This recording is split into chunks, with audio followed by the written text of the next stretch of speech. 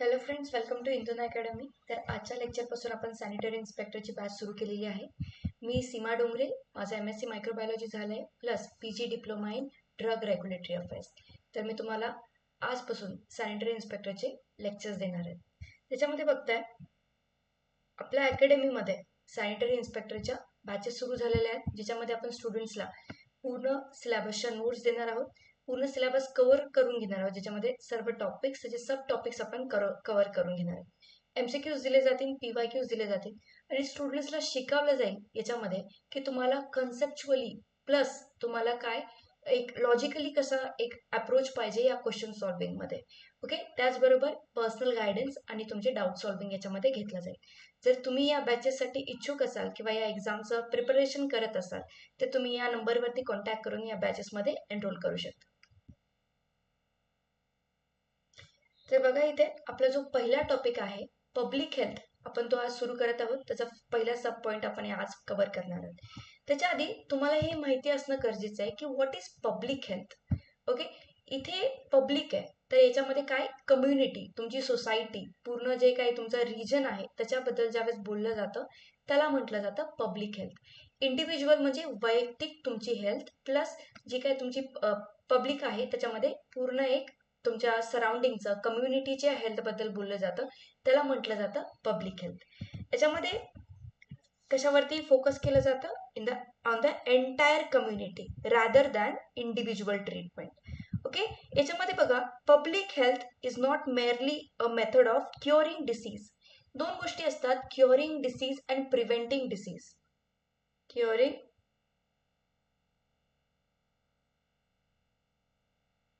आणि दुसरं आहे प्रिव्हेंटिंग डिसीज.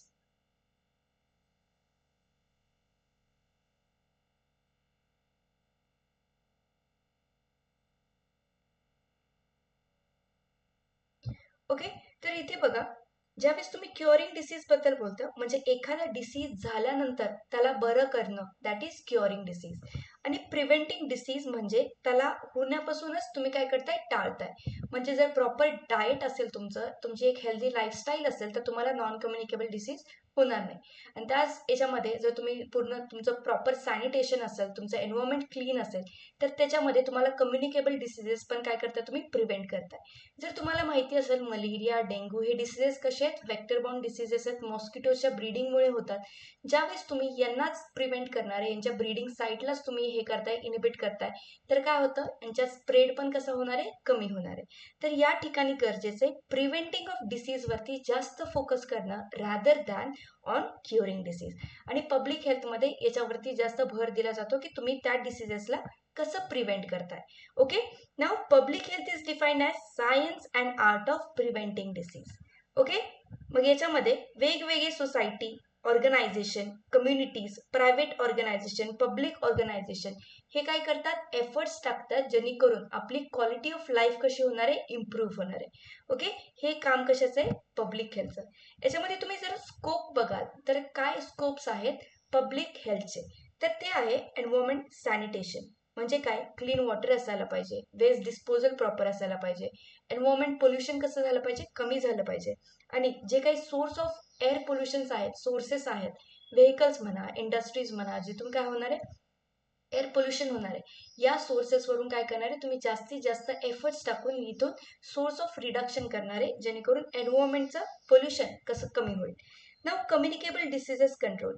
आता नॉन कम्युनिकेबल डिसीजेस तर आपल्या स्वतःमध्ये असतात, जेणेकरून आपलं डाएट जर प्रॉपर असेल, आपली लाईफस्टाईल जर प्रॉपर असेल, फिजिकल वर्कआउट चांगलं असेल तर तुम्हाला नॉन कम्युनिकेबल डिसीजेस होत नाहीत. पण आपण ज्यावेळेस कम्युनिकेबल डिसीजेस बघतो, जे काय एअरबॉर्न इन्फेक्शन आहे, वॉटरबॉर्न इन्फेक्शन्स आहेत, याच्यामध्ये पब्लिक हेल्थमध्ये तुम्ही याच्यावरती फोकस करता की जे कम्युनिकेबल डिसीजेस आहेत ते कसं करायला पाहिजे, कंट्रोलमध्ये ठेवलं पाहिजे. मी पुढच्या व्हिडिओ म्हणजे लेक्चर्समध्ये सांगणारच आहे की याच्यामध्ये कम्युनिकेबल डिसीज, इपिडेमिक, पॅन्डेमिक किंवा ह्या सर्व गोष्टींमुळे काय होतं. तर ह्याच्यामध्ये बघा, जे कम्युनिकेबल डिसीजेस आहे, टीबी कशामुळे होणार आहे, मायकोबॅक्टेरियम ट्युबरक्युलोसिस, जो कसा असणार आहे, एअरबॉर्न इन्फेक्शन आहे याचं. म्हणजे पर्सन टू पर्सन ट्रान्समिट होणार आहे, हवेमधून ट्रान्समिट होणार आहे, म्हणजे कम्युनिकेबल डिसीजेस आहे. आणि पब्लिक हेल्थमध्ये तुम्ही काय करता, याच्यावरती जास्त भर टाकता जेणेकरून हे कमीत कमी स्प्रेड होतील. मॅटर्निटी आणि चाइल्ड हेल्थवरती जास्त फोकस केलं पाहिजे. आणि maternal mortality rate, infant mortality rate हे कसं करायचे, कमी करायचे, हे यांचं फोकस असतं. हेल्थ एज्युकेशन, प्रत्येक व्यक्तीला अवेअरनेस एवढी नसती अबाउट देअर हेल्थ किंवा कम्युनिटीमध्ये होणारे जे डिसीजेस आहेत त्यांचा स्प्रेड काय आहे हे लोकांना माहिती नसतं. तर पब्लिक हेल्थ डिपार्टमेंट्स काम करतात की लोकांपर्यंत ही अवेअरनेस पोचवावी की कोणत्या प्रकारे एखादा डिसीज स्प्रेड होतोय, कोणत्या प्रकारे एखाद्या व्यक्तीने स्वतःच्या हेल्थची काळजी घेतली पाहिजे. ओके, याच्याबद्दल ज्यावेळेस अवेअरनेस वाढते त्यावेळेस स्प्रेड ऑफ डिसीजेस पण कसे होतात, कमी होतात. नो बायोस्टॅटिस्टिक, जर तुम्हाला स्टॅटिस्टिक्सचा अर्थ माहिती असेल म्हणजे काय, डेटा, ज्यावेळेस डेटाचं कलेक्शन केलं जातं किंवा पॉलिसीज काय आहेत त्याच्यानुसार आता डेटा काय बनतोय. पण इथे बघा, बायोस्टॅटिस्टिक म्हणजे रिलेटेड टू लाईफच्या रिलेटेड, मॉर्टॅलिटीच्या रिलेटेड, आणि त्याचबरोबर काय, डिसिजेसच्या रिलेटेड. ज्यावेळेस तुम्ही डेटा कलेक्शन करतात, कोणत्या पॉलिसीज आहेत पण तरी त्यांचा किती इम्पॅक्ट पडलाय, ह्या सर्व ज्यावेळेस गोष्टी बघितल्या जातात ते कशाच्या अंडर येतं, बायोस्टॅटिस्टिक्स. आणि मग आहे न्यूट्रिशन, म्हणजे प्रिव्हेंटिंग माल न्यूट्रिशन, खूप इम्पॉर्टंट गोष्ट आहे. लहान मुलांमध्ये जी माल न्यूट्रिशन कंडिशन होते त्याला हिडन हंगर पण म्हटलं जातं. आणि प्रमोटिंग बॅलन्स डाएट, जेणेकरून तुम्हाला माल न्यूट्रिशन किंवा लॅक ऑफ डेफिशियन्सीज, वेगवेगळ्या डेफिशियन्सीज आहेत, व्हायटॅमिनच्या डेफिशियन्सीमुळे जे काही डिसीजेस होणार आहेत ते काय करायचे, प्रिव्हेंट करायचे. आणि बॅलन्स डाएट याच्याबद्दल अवेअरनेस पण ठेवायची आणि प्रत्येक व्यक्तीने हे बॅलन्स डाएट घेतलं पाहिजे, हे पण एक काम असतं पब्लिक हेल्थ डिपार्टमेंटचं. ओके, त्यानंतर बघताय तुम्ही ऑब्जेक्टिव्ह काय आहेत. आता जर तुम्हाला स्कोप्स कळाले असतील तर तुम्ही ऑब्जेक्टिव्ह लगेच डिराईव्ह करू शकता. तर ऑब्जेक्टिव्ह बघा काय, डिसीज प्रिव्हेन्शन, कारण की आपण काय केलं, कम्युनिकेबल डिसीजेसला काय करतोय, डिक्रीज करतोय, म्हणजे डिसीज इथे प्रिव्हेंट होतोय, म्हणजे preventing the spread of communicable as well as non communicable diseases. आता तुम्ही म्हणाल कम्युनिकेबल तर होतं पण नॉन कम्युनिकेबल कुठून आलं, ज्यावेळेस तुम्ही अवेअरनेस देता लोकांना related to the health diet, याच्यामध्येच काय होणार आहे, नॉन कम्युनिकेबल डिसीजेस कमी होणार आहेत. मग हेल्थ प्रोटेक्शन म्हणजे protecting people through clean drinking water, कारण की तुम्ही पोल्युशन, एन्व्हायरमेंट, सॅनिटेशन जर प्रॉपर ठेवणार असाल तर याच्यामध्ये हेल्थ प्रोटेक्शन पण होणारच आहे. इन्क्रीजिंग लाईफ एक्सपेक्टन्सी म्हणजे काय, एखाद्या व्यक्तीचं आयुष्य कसं वाढणं याच्याकडे काम करणं, हे इथे ऑब्जेक्टिव्ह आहे. आणि हेल्थ इक्विटी म्हणजे एखादा व्यक्ती गरीब असू अमीर असू याच्यावरती त्याला कोणत्या प्रकारची हेल्थ किंवा हेल्थ केअर मिळते हे डिपेंड नाही करत. तर इक्वली सगळ्यांना, सर्व लोकांना, सगळ्या कॅटेगरीजच्या किंवा सर्व इकॉनॉमिक कंडिशनच्या लोकांना काय मिळावं, एक प्रॉपर किंवा इक्वॅलिटी ऑफ हेल्थ मिळावी, हे इथे एम असणार आहे. म्हणजे providing health facilities to every person in the society, प्रत्येक व्यक्तीला इक्वॅलिटी ऑफ हेल्थ मिळाली पाहिजे, हे काय असणार आहे, ऑब्जेक्टिव्ह असणार आहे इथे. ओके, समजले तुम्हाला. तर आता जर तुम्हाला समजलं असेल की पब्लिक हेल्थ काय आहे तर इथे आपण सुरू करतोय आपला पहिला सब टॉपिक. तर माझा पहिला आतापर्यंतचा जो उद्देश होता तो तुम्हाला ऍटलीस्ट कळायला पाहिजे की पब्लिक हेल्थ काय असतं, काय स्कोप्स आहे, त्याचे ऑब्जेक्टिव्ह काय असतात, हे तुम्हाला कळण्यासाठी मी जो पहिला इंट्रोडक्टरी पार्ट सांगितलेला आहे. आता आपण पहिला सब टॉपिक सुरू करतोय, तो आहे structure of public health system. Okay, आता जर तुम्हाला माहिती असेल हॉस्पिटल्स असतात, विलेजेसमध्ये आहेत, तालुका लेवल, डिस्ट्रिक्ट लेवल, नॅशनल म्हणजे स्टेट लेवल, या सर्व लेवल्सला काही हॉस्पिटलचे सिस्टीम्स असतात जे आपल्याला काय करतात, हेल्थ केअर देतात. पण ह्या सिस्टीमचं असतं काय, किती लेवलपर्यंत असतात, हे सगळ्या गोष्टी आपण काय करणार आहे, इथे स्टडी करणार आहे. त्याआधी बघा, पब्लिक हेल्थ डिपार्टमेंट जे महाराष्ट्रामध्ये आहे त्याच्यामध्ये वेगवेगळे यांचं एम असतं, म्हणजे यांचा ऑब्जेक्टिव्ह असतो. याच्यामध्ये जर यांचा ऑब्जेक्टिव्ह बघितलं तर काय, प्रमोशन, व्हेरी इम्पॉर्टंट, जर प्रमोशन प्रोटेक्शन आणि दुसरं काय, इम्प्रूव्हमेंट. या गोष्टी तुम्हाला कळायला पाहिजे की हेल्थ डिपार्टमेंट जर असेल त्याचं काम काय असणार आहे, एकतर ते डिसीजेस प्रिव्हेंट करणार आहे, हेल्थला प्रमोट करणार आहे, आणि दुसरं काय करणार आहे, improvement of health and welfare, लोकांपर्यंत जी हेल्थची म्हणजे सुविधा आहेत त्या चांगल्या प्रकारे पोहोचाव्यात, याचं काम कोण करतं, पब्लिक हेल्थ डिपार्टमेंट करतात. Of approximately 13 crore people in the state. आता जर तुम्ही स्पेसिफिकली महाराष्ट्र स्टेट बद्दल बघताय तर पब्लिक हेल्थचं काम आहे की या इतक्या लोकांना त्यांच्यापर्यंत प्रॉपरली हेल्थच्या सुविधा पोहोचवण्यात. ठीक आहे. मग याच्यामध्ये वेगवेगळे डिपार्टमेंट्स असतात. जसं की बघा याच्यामध्ये कोणते रूरल हॉस्पिटल्स असणार आहेत, डिस्ट्रिक्ट हॉस्पिटल्स आहेत, secondary health services, primary health services. या सर्व काय करतात त्यांचं काम की हेल्थ प्रॉपरली लोकांपर्यंत पोहोचावे. याच्यामध्ये at the community level primary health centres, sub centres हे तुम्ही आता डिटेलमध्ये बघणार आहे की याच्यामध्ये काय असतात, किती पॉप्युलेशनसाठी कोणते हेल्थ सेंटर्स बनलेले आहेत. ठीक आहे. तर त्याच्यामध्ये बघा डिपार्टमेंट वर्क्स, हे जे सगळे डिपार्टमेंट्स आहेत ते कसं काम करतात, कोऑर्डिनेशनमध्ये काम करतात आणि त्यांच्यावरती एक इन्स्टिट्यूट असते जी काय करते, पॉलिसी फॉर्मेशन करते किंवा इनिशिएटिव्ह फॉर्मेशन करते, जे ग्रासरूट लेवलपर्यंत जाऊन ह्या सर्व ऑर्गनायझेशनला फॉलो करून लोकांपर्यंत एक प्रॉपर इक्विटी ऑफ हेल्थ पोहोचली पाहिजे. Then the main objective of public health department is to focus on the overall health needs of population. म्हणजे सर्व डिरेक्शन्सनी किंवा मल्टी मोडल हेल्थच्या ज्या डायमेन्शन्स आहेत त्या लोकांपर्यंत पोहोचाव्या. Improve public health indicators, reduce illness and mortality. Mortality म्हणजे काय, डेथ रेट. इलनेस तर तुम्हाला माहिती म्हणजे सिकनेसचा प्रकार. आणि ultimately improve the quality of life of citizen, जेणेकरून प्रत्येक व्यक्तीच्या लाईफची क्वालिटी वाढावी. म्हणजे त्यांनी त्यांच्या लाईफमध्ये हॅपीनेस असावा, त्यांनी प्रॉपरली त्यांची प्रोडक्टिव्हिटीने त्यांचं काम करावं, याच्यासाठी त्यांची हेल्थ चांगली असावी. याच्याकडे पूर्णपणे जे काम केलं जातं ते कोणाचं असणार आहे, पब्लिक हेल्थ डिपार्टमेंटचं असणार आहे. ओके, समजले तुम्हाला पब्लिक हेल्थ डिपार्टमेंट कोणत्या याचे काम करतात, किती लेवल्स आहेत ते आता आपण बघतोय. स्ट्रक्चरमध्ये बघा, त्याच्या आधी गोल्स काय असणार आहे ते तुम्ही बघितलं. काय असणार आहे, प्रोव्हाइड डिसीज प्रिव्हेन्शन, एक तर डिसीज प्रिव्हेंट करायचंय, हेल्दी लाईफस्टाईल प्रमोट करायची लोकांमध्ये, आणि इफेक्टिव्ह ट्रीटमेंट फॅसिलिटीज. आता जे काही आता जर प्रिव्हेंटिव्ह तर ठीक आहे, बेस्ट काही तुम्हाला प्रिव्हेंट करायचा तो डिसीज.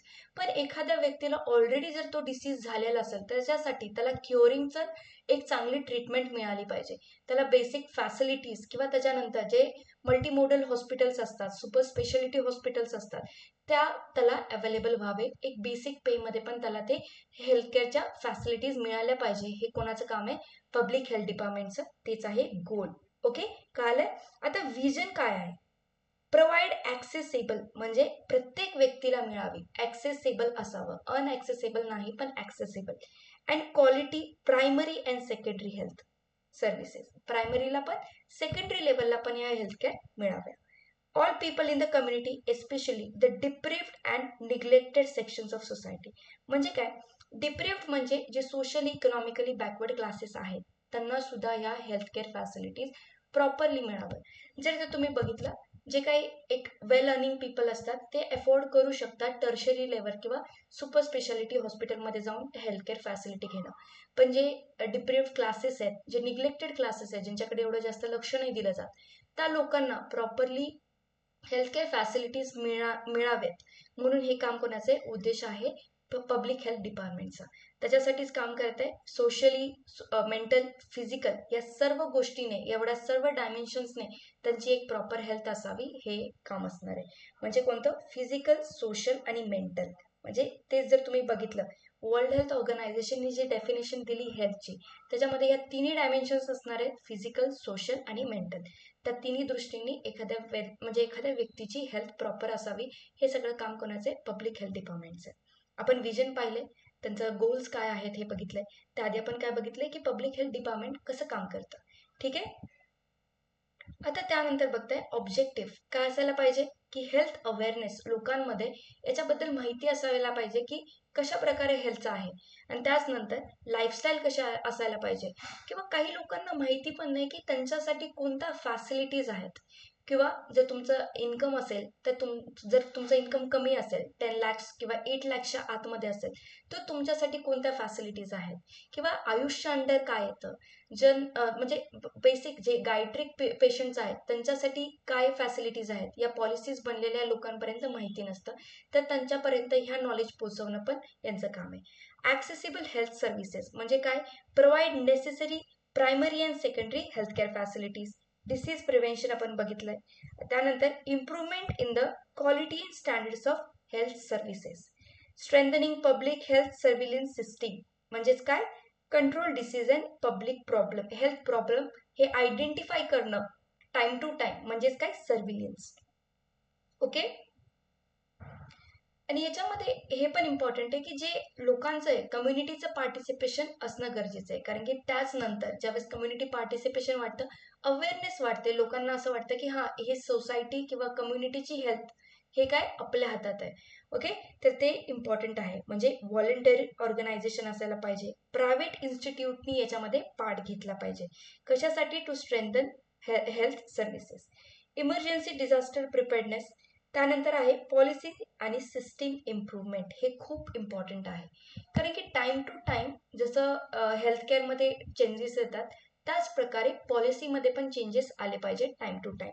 हे याचं इम्पॉर्टंट काम असणार आहे. Improvement in the health system to provide quality health services at all level. सगळ्या लेवलपर्यंत हेल्थकेअर प्रॉपरली मिळावं, याच्यासाठी पॉलिसीमध्ये चेंजेस होणं पण गरजेचं आहे.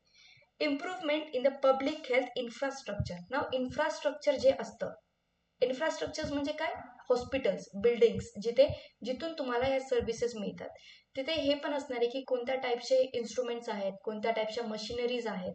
हे सुद्धा इम्पॉर्टंट आहे की तुम्हाला एक प्रॉपरली हेल्थकेअर मिळण्यासाठी एक प्रॉपर बिल्डिंग असणं, तिथं फॅसिलिटीज ऑफ बेड्स असणं, या सर्व गोष्टी कशामध्ये येणार आहे, इन्फ्रास्ट्रक्चरमध्ये. Improve physical and technical infrastructure. Okay. म्हणजे तुमच्याकडे त्या हॉस्पिटल्समध्ये किती इन्स्ट्रुमेंट्स आहेत. त्यानंतर आहे एम्प्लॉय स्किल डेव्हलपमेंट, म्हणजे काय, provide training and development opportunities to improve technical, managerial आणि leadership skills to health departments. म्हणजे फक्त ते इन्फ्रास्ट्रक्चर डेव्हलप करून नाही चालत, पण तिथे जे हेल्थकेअर वर्कर्स आहेत त्यांना प्रॉपर ट्रेनिंग देणं सुद्धा गरजेचं आहे. आणि इव्हॅल्युएशन काय, measure the impact of public health programmes through indicators such as disease incidents and mortality rates. इथे इम्पॉर्टंट काय आहे की पब्लिक हेल्थ काय आणि तिथे त्यांच्यामध्ये मोर्टॅलिटी किती होतीये, ह्या गोष्टींचं इव्हॅल्युएशन पण असणं गरजेचं आहे. त्याच्यामुळे कळतं की लोकांची ॲटलिस्ट इम्युनिटी किती आहे, त्यांची प्रतिकारशक्ती किती आहे, त्यांचं डाएट कशा प्रकारचं असायला पाहिजे किंवा आहे, या सर्व गोष्टी कशामुळे कळतात, इव्हॅल्युएशननी कळतात. की तुमच्याकडे जर प्रॉपर डेटा असेल की इन्सिडेंट्स ऑफ डिसिजेस किती झाले, त्याच्यामध्ये मोर्टॅलिटी किती आहे, त्याच्यानुसार तुम्ही आयडेंटिफाय करू शकता की किती एज ग्रुपमध्ये किती प्रकारची इम्युनिटी आहे आणि किती नाही आहे. म्हणजे इव्हॅल्युएशन झालं पाहिजे. आता जर तुम्ही इथे आता स्ट्रक्चर बघतोय आपण, the structure of India's public health system खूप इम्पॉर्टंट आहे. आणि जर आतापर्यंत बघितलं, हेच फक्त होतं की तुमची एक प्रॉपर अंडरस्टँडिंग डेव्हलप व्हावी, पण जे इम्पॉर्टंट क्वेश्चन्स आहेत ते इथून पुढे बनणार आहेत. म्हणजे प्रायमरी लेवलला काय आहे, सेकंडरी लेवल काय आहे, टर्शरी लेवल काय आहे. ओके. हे तुम्हाला आता इथे समजून घ्यायचं आहे. आणि इथे हे पण इम्पॉर्टंट आहे की किती पॉप्युलेशनसाठी कोणते सेंटर्स बनले. ओके. ज्या ज्या गोष्टी आता मी तुम्हाला अंडरलाईन करायला लावेल किंवा नोट डाऊन करायला लागेल, ह्या तुम्हाला लक्षात ठेवायचे, कारण की याच्यावरतीच एमसीक्यूज बनणार. तुम्हाला याच्यावरने पण कळेल की प्रायमरी हेल्थचा क्वेश्चन जो आला होता मुंबई महानगरपालिकामध्ये सॅनिटरी इन्स्पेक्टर 2025 पेपरमध्ये, हा क्वेश्चन होता. म्हणजे या टॉपिकमधून क्वेश्चन कसे आलेले आहेत हे सुद्धा मी तुम्हाला इथे सांगते. तर बघा, जी पब्लिक हेल्थ सिस्टीम आहे ती कशी आहे, 3 टायर आहे. 3 टायर म्हणजे 3 स्टेप्समध्ये किंवा 3 स्ट्रक्चरमध्ये ही डिवायडेड असते. प्रायमरी लेवलवरती, सेकंडरी लेवलवरती आणि टर्शरी लेवलवरती. आता जी तुम्हाला बघायची आहे, हे काय करतात, म्हणजे एम काय यांचं, ह्या जे हेल्थकेअर सिस्टीम्स आहेत यांचे एकच उद्देश असतो, रुरल लेवलमध्ये म्हणजे ग्रामीण भागामध्ये आणि अर्बन एरियामध्ये म्हणजे शहरी भागामध्ये, या दोन्ही भागांमध्ये लोकांपर्यंत हेल्थ प्रॉपरली मिळावे, म्हणजे हेल्थकेअर प्रॉपरली मिळावे. म्हणजे त्यांना हॉस्पिटलच्या सुविधा प्रॉपरली मिळाव्या, त्यांच्यासाठी जे डायग्नॉस्टिक आहे, ट्रीटमेंट आहे, क्युरिंग ऑफ डिसीज, मेडिसिन्स, या सर्व गोष्टी हेल्थकेअरमध्ये येतात. या सर्व गोष्टी त्यांना प्रॉपरली एका चांगल्या प्लेसवरती मिळावेत, हेच एक उद्देश असतो कोणत्याही पब्लिक हेल्थ सिस्टीमचा. आणि ह्याच गोष्टींमध्ये बघताय तुम्ही, पहिलं प्रायमरी लेवल किंवा विलेज आणि लोकल लेवलवरती ज्या बनलेल्या असतात, म्हणजे ग्रामीण भागामध्ये कोणत्या हेल्थकेअर सिस्टीम्स बनलेल्या आहेत हे आपण पहिलं बघतोय. This is the first contact point of healthcare system. म्हणजे एक बेसिक लेवलपर्यंत जर लोकांना पोहोचायचं आहे एखाद्या हॉस्पिटलमध्ये किंवा अशापर्यंत मेडिकल ट्रीटमेंट घेण्यासाठी, तर ही असणार आहे प्रायमरी लेवल. आणि हिअर मेनली फोकस कशावरती असणार आहे, प्रिव्हेंटिव्ह वरती. म्हणजे तुम्ही त्याला प्रिव्हेंट करताय, त्या डिसीजला प्रिव्हेंट करताय, याच्यावरती जास्त फोकस असणार आहे. हे एक पॉईंट नोट करा प्रिव्हेंटिंग वरती. And primary treatment is done. याच्यामध्ये बघा पहिला कोणता असणार आहे, health sub centre. Health sub centre किती म्हणजे किती पॉप्युलेशन असल्यावरती हेल्थ सब सेंटर बनतात. याचं पॉप्युलेशन किती असायला पाहिजे, 5000 पॉप्युलेशन. आणि जर ते एक हिली एरिया असेल किंवा डोंगरी भाग असेल तर त्याच्यामध्ये किती असायला पाहिजे पॉप्युलेशन, 3000 पॉप्युलेशन पाहिजे. हा आता पॉप्युलेशन इम्पॉर्टंट आहे इथे, कारण की आपण जे काही मॉक टेस्ट सुरू केलेले आहेत त्याच्यामध्ये हे क्वेश्चन्स असणार आहे, किंवा एक्झाममध्ये पण अशा प्रकारचे क्वेश्चन्स विचारले जाऊ शकतात की जे हेल्थ सब सेंटर्स आहेत ते किती पॉप्युलेशनसाठी बनले. तर तुम्हाला माहिती पाहिजे 5000 पॉप्युलेशनसाठी हेल्थ सब सेंटर्स बनले जातात. मग इथे इम्पॉर्टंट रोल म्हणजे आता इथे कोणता, तर तुम्हाला जर आता एक्सपेक्टेशन्स असतील की या हेल्थ सब सेंटर्समध्ये सगळ्या स्पेशालिटी हॉस्पिटल्स सारख्या फॅसिलिटीज मिळतील का, तर नाही. इथे काय मिळतात, इम्युनायझेशन प्रोग्राम. इम्युनायझेशन म्हणजे वॅक्सिनेशन प्रोग्राम. तुम्ही बघितलं असेल शाळेत जे अंगणवाडी असतात तिथे काय केले जातात, तुम्हाला पोलिओचे डोसेस मिळतात. अशा प्रकारचे जे इम्युनायझेशन प्रोग्राम्स कॅरी आउट केले जातात. त्याचबरोबर मॅटर्निटी चाइल्ड केअर वर्क्स म्हणजे या रिलेटेड जर तुम्ही आशा वर्कर्स बघितल्या, त्याचबरोबर जे ANMच्या नर्सेस बघितल्या, त्यांचं काम इथे असतं. MPW सारख्या वर्कर्सचं काम इथे असतं. तुम्हाला हे एक्स्ट्रा नॉलेज म्हणून सांगते मी, तुम्हाला इथे माहिती पाहिजे. आशा वर्कर नोट डाऊन करा इथे. आशा वर्कर्स असतात, ANMच्या नर्सेस असणार आहेत आणि MPW हे काम इथे असणार आहे यांचं. ओके, कुठे सब हेल्थ सब सेंटर्समध्ये. आणि प्रायमरी हेल्थ सेंटर्समध्ये बघा, हा पण एक इम्पॉर्टंट पार्ट आहे. या दोन्ही गोष्टी कुठे असणार आहे, प्रायमरी लेवलवरती म्हणजेच कुठे विलेज लेवलवरती. इथे कोणत्या प्रकारची ट्रीटमेंट जाते, प्रिव्हेंटिव्ह लेवलची. आणि अजून कोणतं, इम्युनायझेशन कंडक्ट केलं जातं. आणि त्यांना काय, मॅटर्निटी हेल्थ, जे गरोदर बायका असतात त्यांच्यासाठी जी ट्रीटमेंट असणार आहे, किंवा त्यांचे जे चिल्ड्रन्स असणार आहे बिलो 6 इयर्स, म्हणजे कोणती स्कीम पाहिली आहे तर तुम्ही ICDS, integrated child development services. Okay, या ICDS चे जे प्रोग्राम्स असतात ते इथे कंडक्ट केले जाते. ना प्रायमरी हेल्थ सेंटर्स जे आहेत ते 30,000 पॉप्युलेशनसाठी दिले जातात. आणि ते जर हिली रिजन्समध्ये जर बघितले, जर तुम्ही हे प्रायमरी हेल्थ सेंटर जर बनायचे असतील इन हिली एरियाज, तर तिथे पॉप्युलेशन किती असायला पाहिजे, 20,000 तरी असायला पाहिजे. तर या दोन्ही गोष्टी लक्षात ठेवायच्या, तिथे नोट डाऊन करायचे. 30,000 population for primary health centres असायला पाहिजे. मग इथे कोण असणार आहे, इथे इम्पॉर्टंट आहे, एक मेडिकल ऑफिसर इथे काम करतो. म्हणजे कोणता असतो, डॉक्टर असणार आहे आणि पॅरामेडिकल स्टाफ इथे प्रेझेंट असणार आहे. मग इथे जे मायनर इलनेस असतात, म्हणजे प्रॉपर म्हणजे जर तुम्ही सिकनेस मध्ये बघितलं, फीवर असणार आहे किंवा हेडेक असेल किंवा कोणाला इजा झाली आहे काहीतरी काम करताना, तर त्या ठिकाणाचे जे इलाज असतील ते इथे केले जातात. म्हणजे बेसिक जी ट्रीटमेंट आहे, म्हणजे बँडेज करून घेणं किंवा त्याच्यापेक्षा म्हणजे हेल्थ सब सेंटरपेक्षा थोडंसं बेटर कंडिशन कुठे असणार आहे, प्रायमरी हेल्थ सेंटरमध्ये असणार आहे. म्हणजे फॅमिली प्लॅनिंगचे प्रोग्राम्स पण, डिलिव्हरी पण इथे केले जातात. इथे समजून घ्या की एक मेडिकल ऑफिसर म्हणजे एक डॉक्टर इथे प्रेझेंट असणार आहे. आणि ते जर तुम्ही हेल्थ सब सेंटर्समध्ये बघितलं तर कोण होतं, आशा वर्कर्स, ANM होत्या, MPWs होत्या. ठीक आहे, तर तुम्ही हे प्रायमरी लेवल इथे कम्प्लीट केलंय. समजलंय सगळ्यांना. तर याच्यावरती क्वेश्चन्स बनू शकतात. आपण जे मॉक टेस्ट आहे त्याच्यामध्ये टॉपिक वाईज बघणार आहोत, पण इथे तुम्हाला इम्पॉर्टंट आहे की प्रायमरी हेल्थ स्ट्रक्चर तुम्हाला कळावं. दुसरं असणार आहे सेकंडरी लेवल. आता जे प्रायमरी लेवलचं होतं ते कुठं होतं, विलेज लेवलला, एकदम ग्रामीण भागामध्ये. आता जे सेकंडरी लेवल्स असतात ते कुठे असणार आहे, तालुका लेवलमध्ये असतात. तालुका लेवल. आता ज्यावेळेस ट्रीटमेंट प्रायमरी लेवलला मिळत नाही त्यावेळेस ट्रीटमेंट कुठे दिली जाते, इन द सेकंडरी लेवल. मग इथे कोण असणार आहे, प्रायमरी लेवलला मिळत नाही म्हणून ते लोक वरच्या लेवलला जातात. नाउ पेशंट जे असतात ते रेफर्ड असतात, प्रायमरी लेवलकडून सेकंडरी लेवलकडे रेफर केले जातात डॉक्टर्स टू डॉक्टर. इथे असणार आहे community health services, community health centres sorry. मग इथे बघा CHC असतात पर अप्रॉक्सिमेटली 80,000 पीपल टू 1,20,000 पीपल. समजते. नाउ हिअर स्पेशलिस्ट डॉक्टर्स जे स्पेशलिस्ट डॉक्टर्स असतात, जसे की सर्जन जे ऑपरेशन करतात, किंवा पेडिट्रिशियन्स म्हणजे जे लहान मुलांचे डॉक्टर्स असतात, स्त्रियांचे डॉक्टर्स गायनेकोलॉजिस्ट असतात, इथे ह्या सर्व स्पेशालिटीचे डॉक्टर्स प्रेझेंट असणारे इन कम्युनिटी हेल्थ सेंटर. आता समजून घ्या, कम्युनिटी हेल्थ सेंटर्स कशाच्या अंडर येत आहे? सेकंडरी लेवलच्या अंडर येत आहे. इथे स्पेशलिस्ट डॉक्टर्स असतात, स्पेशालिटी ट्रीटमेंट मिळू शकते. नाव इथे किती बेडेड हॉस्पिटल आहे?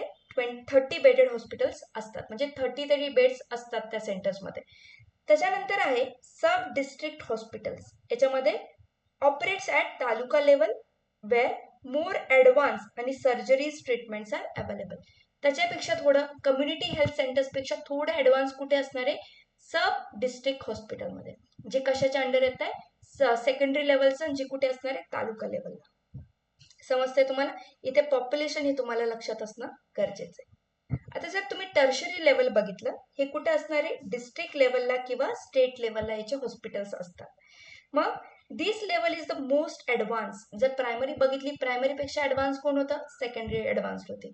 कारण की ॲडव्हान्स का एक्झॅक्टली? फक्त इन्फ्रास्ट्रक्चर का? नाही, ज्या त्यांना फॅसिलिटीज तिथे मिळतात, जेवढे स्पेसिफिक सर्जन्स असतात किंवा गायनेकोलॉजिस्ट असतात, म्हणजे स्पेशलिस्ट म्हणजे डॉक्टर्स तिथे मिळतात, म्हणजेच काय, एक स्पेशल ट्रीटमेंट त्यांना तिथे मिळते.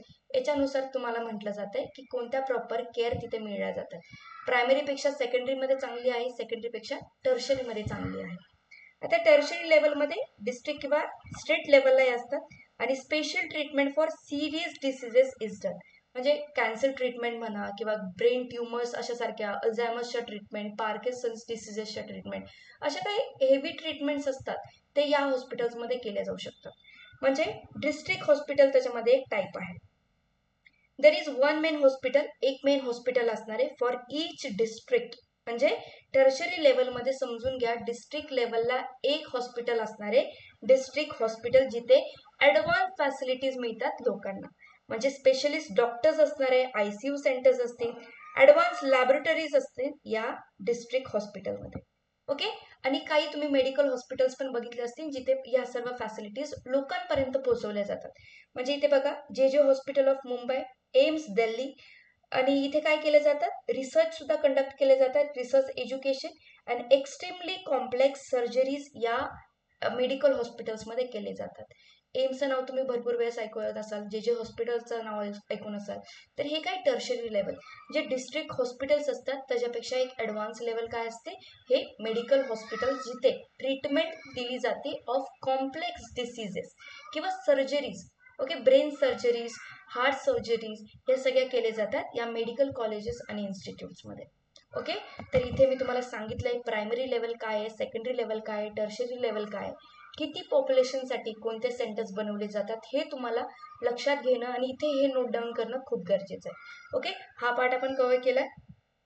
याच्यामध्ये एक अजून एक गोष्ट इम्पॉर्टंट आहे की कोण कोणाला हेड करताय तिथे. इथे याच्यावरती जास्त क्वेश्चन्स बनत नाहीत, पण तुम्हाला इम्पॉर्टंट आहे की हे समजून घेणं की त्या रिजनमध्ये सर्वात इम्पॉर्टंट रोल कोणाचा असतो. जर स्टेट लेवल किंवा नॅशनल लेवलला जर बघितलं, ज्या काही पॉलिसीज बनवले जातात, इनिशिएटिव्ह डिझाईन केले जातात नॅशनल लेवलला, बरं का, इथे कोण आहे? Public health and family welfare department, minister किंवा ministry of public health and family welfare department, हे काय करणार आहे? Policy formation. जर ऑप्शन क्वेश्चन बघा, असं जर असेल पब्लिक हेल्थच्या रिलेटेड, आणि तिथे जर ऑप्शनमध्ये जर हे असेल की public health and family welfare department, तर तुम्हाला पहिलं याला ऑप्ट करायचं. ओके, ठीक आहे. तर त्याच्यानंतर बघा, जर हे नॅशनल लेवलला असेल तर स्टेट लेवलला पण सेम डिपार्टमेंट असतं. कोणतं? State public health and family welfare department state लेवलला पण असणार आहे. याच्या खाली कोणत्या बॉडीज असतात? पब्लिक हेल्थ डिपार्टमेंट्स असतात, दोघांच्या खाली. त्याच्यानंतर बघताय, जे यांच्या खाली जे हेड्स आहेत ते कसे असणार आहे? डिरेक्टर हेल्थ सर्व्हिसेस किंवा director health services Pune, Mumbai, जे काही रिजन सिटी वाईजेस असणार आहेत ते याच्या अंडर काम करणार. त्याच्यानंतर बघा, जो डिव्हिजनल लेवल आहे, डिव्हिजनल, आता इथे बघा की कोण कोणाला हेड करणार, म्हणजे कोणाचा कोण हेड आहे. तर इथे डिव्हिजनल बोर्ड आहे, त्याच्यामध्ये हेड कोण असणार आहे? Deputy director. त्याच्या खाली असणारे assistant director regional programmes handle करेल. त्याच्या खाली असणारे असिस्टंट डिरेक्टर मेडिकल, आणि त्यानंतर आहे डिस्ट्रिक्ट हेल्थ ऑफिसर. म्हणजे डिस्ट्रिक्ट हेल्थ ऑफिसर पर्यंत काय डिव्हिजनल लेवल एंड होते. म्हणजे इथे जर हेड आहे हेड ऑफ डिव्हिजनल लेवल कोण आहे? Deputy director. समजते? त्यानंतर बघा डिस्ट्रिक्ट लेवलला आता जो इथे एंड होत होता कोण आहे? District health officer. कुठे हेड करणार आहे? डिस्ट्रिक्ट लेवल स्ट्रक्चरला. Okay, district health officer is a head of district level structure. Okay, त्यानंतर आहे additional district health officer, district program officer, मग civil surgeon, resident medical officer आणि ऍडिशनल सिव्हिल सर्जन. इथे तुम्हाला जास्त लर्न नाही करायचं, फक्त बघायचं की हेड कोण करतंय एवढंच तुम्हाला याच्यामध्ये विचारलं जाईल. ओके, इथे डिस्ट्रिक्ट लेवल स्ट्रक्चर वरती इम्पॉर्टंट हेड कोण आहे? District health officer. ते जर तुम्ही तालुका लेवलला बघितलं, तालुका म्हणजेच रुरल हॉस्पिटल लेवलला तालुका हेल्थ ऑफिसर असणार आहे. तिथे डिस्ट्रिक्ट हेल्थ ऑफिसर, तालुका लेवलला तालुका हेल्थ ऑफिसर. मग याच्या खाली कोण असतं? Medical officer. तोच खालच्या लेवलला हेड करणार आहे. म्हणजे जो वरच्या लेवलचा लोअर पोस्ट होती तीच खालच्या लेवलची हेड पोस्ट असणार आहे. म्हणजे इथे मेडिकल ऑफिसर काय होतं? लोअर पोस्ट होती इन तालुका लेवल. इथे प्रायमरी हेल्थ सेंटरलाच हेड कोण करणार आहे? Medical officer. मग याच्या सोबत कोण असणार आहे? हेल्थ असिस्टंट आणि हेल्थ असिस्टंट फिमेल आणि मेल. आता जर तुम्ही ऑलरेडी मी तुम्हाला टॉपिक कव्हर करताना सांगितलं सब सेंटर लेवलला कोण कोण असणार आहे? एमपीडब्ल्यू असणार आहे, त्याचबरोबर एएनएमच्या नर्स असणार आहे आणि विलेज लेवलला आशा वर्कर्स असणार आहे. यांचा फुल फॉर्म बघा, ॲक्रिडेटेड सोशल हेल्थ ॲक्टिव्हिस्ट. ओके, तर तुम्ही डिपार्टमेंट वाईज किंवा लेवल वाईज कोण कोणाला हेड करतं हे पण बघितलंय. प्रायमरी, सेकंडरी आणि टर्शरी हेल्थ स्ट्रक्चर पण बघितलंय. तर या रिलेटेड तुमचे काही डाऊट्स असतील तर तुम्ही मला नक्की कमेंट बॉक्समध्ये सांगा. यानंतरचा पार्ट मी पुढील व्हिडिओमध्ये घेणार आहे. तर आपल्या अकॅडमीमध्ये सॅनिटरी इन्स्पेक्टरच्या बॅचेस सुरू झालेल्या आहेत. जर तुम्ही या बॅचेससाठी इच्छुक असाल किंवा याच्यामध्ये एनरोल करायचं असेल, तुमच्याकडे सॅनिटरी इन्स्पेक्टरचा डिप्लोमा झालेला असेल आणि त्याचबरोबर जर तुमचं कोणतंही ग्रॅज्युएशन झालेलं असेल तर तुम्ही या पोस्टसाठी इलिजिबल आहात. आपल्या अकॅडमीमध्ये आपण holistic coverage of all topics, त्याचबरोबर त्यांना स्टुडंट्सला कन्सेप्च्युअल प्लस लॉजिक बेसिसवरती कसे MCQ सॉल्व्ह करायचे आहेत हे आपण स्टुडंट्सला सांगत आहोत. तर याच्यामध्ये तुमचा पुरेपूर फायदा होणार आहे. फक्त बेनिफिट्स तुमचे होणार आहे, एफर्ट्स आम्ही घेणार आहोत. तर तुम्ही या बॅचेसमध्ये एनरोल करा. डिस्क्रिप्शनमध्ये नंबर दिलेला आहे, त्याच्यावरती कॉन्टॅक्ट करून या बॅचेसबद्दल तुम्ही इन्क्वायरी करू शकता. थँक्यू. भेटूयात आपण पुढील व्हिडिओमध्ये.